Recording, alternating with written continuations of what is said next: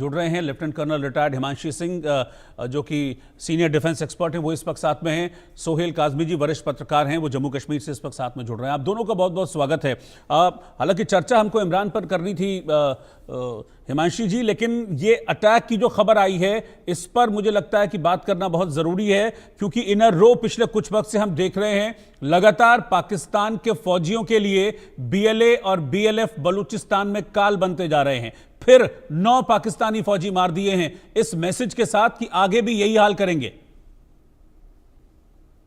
रोहित जी, जैसा हमने परसों भी डिस्कशन किया था और हम इसी बात पे चर्चा कर रहे थे। देखिए, अब बीएलएफ और बीएलए जो है बहुत ऑर्गेनाइज तरीके से स्ट्रैटेजिकली पाकिस्तानी सेना पे अटैक कर रहे हैं और ये मंशा इनकी बहुत क्लियर है। They want a clear autonomy. तो पहले ये मांग रहे थे, लेकिन अब इनको पूर्ण स्वराज चाहिए और वो तभी होगा जब सेना वहां से निकल जाती है, क्योंकि जो दमनकारी नीतियां सेना अपना रही है, देखिए वहां पे किसी तरह का अगर आप देखें तो पॉलिटिकल शासन जो है बलूचिस्तान में तरीके का नहीं है और इसीलिए ये भी टारगेटेड किलिंग कर रहे हैं, क्योंकि इनका अपर हैंड है और इनके पास जो हथियार हैं वो बहुत बेटर क्वालिटी के हैं। हमें पता है इनके हथियार कहां से आते हैं, हमें पता है इनकी ट्रेनिंग कहां से हो रही है। देखिए, अब ये गुरिल्ला वॉरफेयर जो कर रहे हैं वो भी बहुत आला दर्जे का ट्रेंड माउंटेन वॉरफेयर कर रहे हैं ये। और इनकी जो हिट एंड रन की टेक्निक है, इससे ये कम नंबर्स में आके भी ज्यादा से ज्यादा डैमेज पहुंचा सकते हैं। उनकी चौकियों को ध्वस्त कर देते हैं, उनके जो गाड़ियां हैं उन पे अटैक कर देते हैं, आईडी ब्लास्ट लगाते हैं। टू एन एक्सटेंट देखिए, हमने 2 महीने पहले देखा था कि पूरी ट्रेन अगवा कर ली गई थी इनके द्वारा।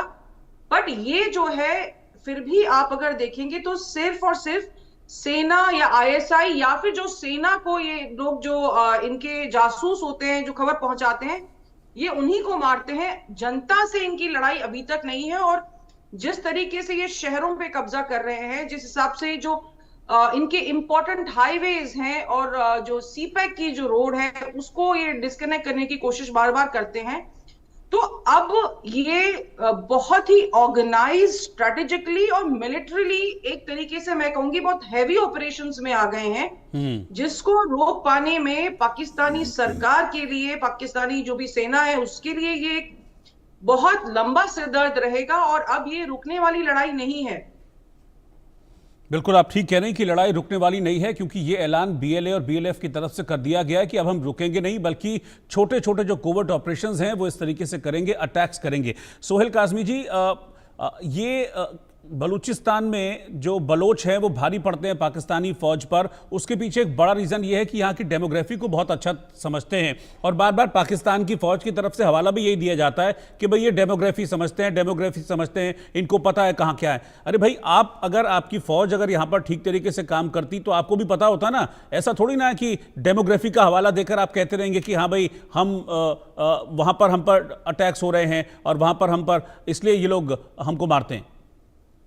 Rohit sir, good morning. Himanshi ma'am को भी गुड मॉर्निंग। हिमांशी मैम ने बिल्कुल ठीक कहा, इन डिफेंस एक्सपर्ट जो वहां की ग्राउंड सिचुएशंस हैं। लेकिन देखिए, कोई भी मुल्क जो है वो तभी मजबूत होता है जब उसका अंदर का जो सिस्टम है, अंदरूनी जो हकायक हैं, अंदरूनी जो जमहूरियत है, अंदरूनी जो इकोनॉमिकल स्टैटिस्टिक्स बोलते हैं या रोजमर्रा की जिंदगी बोलते हैं, वो ठीक हो तो हम इंटरनेशनली अपने मुल्क को आगे बढ़ा सकते हैं, जैसे कि भारत आगे बढ़ रहा है। लेकिन बलोच जो है, देखिए बलोच की बात नहीं करता हूं मैं, गिलगित बल्तिस्तान, मुजफ्फराबाद, मीरपुर, ये सब इलाके ऐसे हैं, हम कहते हैं कि हम ले लेंगे। हमें, मैं समझता हूं जितना वहां ह्यूमन राइट वायलेशंस हैं उन सारे इलाकों में, और जितना जोर जबर से वहां हुकूमतें की जाती है, जितनी जोर जबर से एडमिनिस्ट्रेटिव स्किल्स वो लोग एस्टेब्लिशमेंट्स बोलते हैं, जो जोर जबर इस्लामाबाद रावलपिंडी से वहां डिक्टेट किया जाता है इन इलाकों में जोर जबर से, वो कहीं ना कहीं जो है वो ब्लास्ट होता है, कभी ना कभी ब्लास्ट होता है। क्योंकि आप देखिए,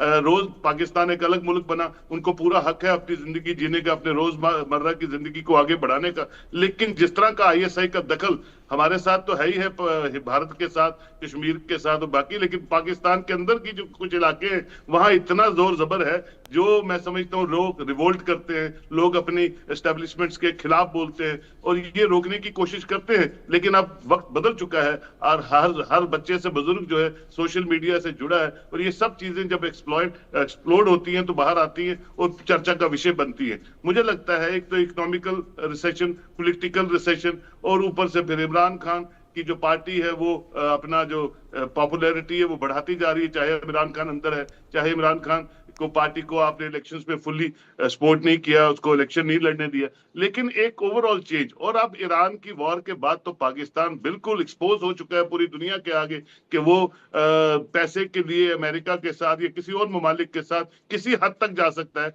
क्योंकि उसको सिर्फ पैसा चाहिए और भीख चाहिए, लोन चाहिए, IMF हो, बाकी ममालिक हो, मुस्लिम वर्ल्ड हो। तो ये जो आने वाला टाइम है पाकिस्तान के लिए कोई साजगार माहौल में नहीं चल रहा है। इसके डिविडेंड्स जो हैं पाकिस्तान को खुद ही भुगतने पड़ेंगे और जब मुल्क टूटने की कंगार पे शुरू होता है तो यही स्टेप्स होते हैं, 1 2 3, इसी तरह मुल्क जो है आहिस्ता आहिस्ता आहिस्ता खत्म होते हैं, फाइनली दिखते ही नहीं है नक्शे पे पूरे वर्ल्ड के। तो लेट्स होप, क्योंकि हमारा पड़ोसी मुल्क है, कोई बीच में ऐसा उनका जरिया बने जिससे कि बातचीत हो या कुछ हो, लेकिन टुकड़े टुकड़े हो जाएगा पाकिस्तान आने वाले वक्त में, आप देखते जाइए। और कोई नहीं करेगा, घर हमेशा घर के अपने परिवार के सदस्यों से टूटता है और पाकिस्तान के सदस्य जो है घर के, वो पाकिस्तान को तोड़ने बहुत अहम रोल जो है वो प्ले कर रहे हैं। ठीक है, आप लोग मेरे साथ बने रहिए क्योंकि पाकिस्तान के लिए इस वक्त एक और बुरी खबर आ रही है। एक तरफ तो हम देख रहे हैं कि BLA और BLF की मार पाकिस्तान झेल रहा है बलूचिस्तान में,